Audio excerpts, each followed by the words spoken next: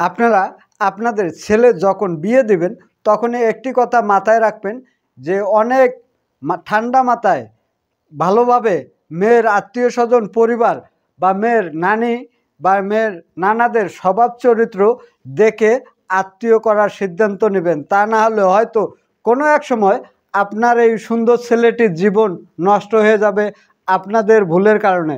তাই বলবো যে আপনারা আত্মীয় করার আগে সুন্দরভাবে তার ফ্যামিলিগতভাবে খোঁজ নেন।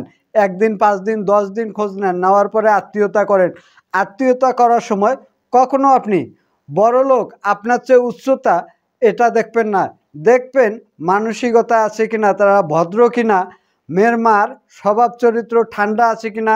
অনেক সময় মেয়ের বাপের চেয়েও সংসারে পণ্ডিত অনেক বড় হয়ে যায়, অনেক বুদ্ধিজীবী হয়ে যায়। যে সংসারে বুদ্ধিজীবী মহিলা সেই সংসারে আত্মীয় স্বজন করলে সেখানে আত্মীয়তা টিকবে না, সে কোনো আত্মীয় সেখানে সম্মান পাবে না প্রিয় ভাই। তো আসেন আত্মীয় করার আগে অল ফ্যামিলি ভালো মন্দ সব জায়গায় খোঁজ নিয়ে আত্মীয়তা করেন। আত্মীয় আপনি যার সাথে করবেন সেজন্য আপনার চেয়েও অর্থ ধন সম্পদে আপনার চেয়ে কম থাকে, তাহলে আপনার ছেলে বা আপনি সেখানে গেলে সম্মান পাবেন, মর্যাদা পাবেন। তাই বলবো যে আত্মীয় করার আগে ভেবে চিন্তে করবেন। আপনাদের ভাবনা চিন্তায় আপনাদের ছেলে মেয়ের জীবন সুখী হতে পারে। তো অনেক সময় মেয়ের মা এমন পরামর্শ দেয় যার দরুনে দেখা যায় যে তার মেয়ের সংসারটি ভেঙে তছনছ হয়ে গেছে।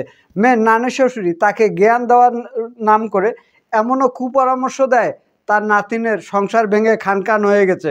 আবারও সেই নাতিনকে অন্য জায়গায় বিয়ে দেয়, তখন আপনার দেখা যায় যে সেখানেও সুখী হতে পারে না, সেখানেও দোষ থাকে একটাই, হয়তো তুমি ডিভোর্সি মেয়ে, তোমার স্বভাব চরিত্র যদি ভালো থাকতো তাহলে পূর্বের স্বামী তোমাকে কখনো ডিভোর্স দিত না।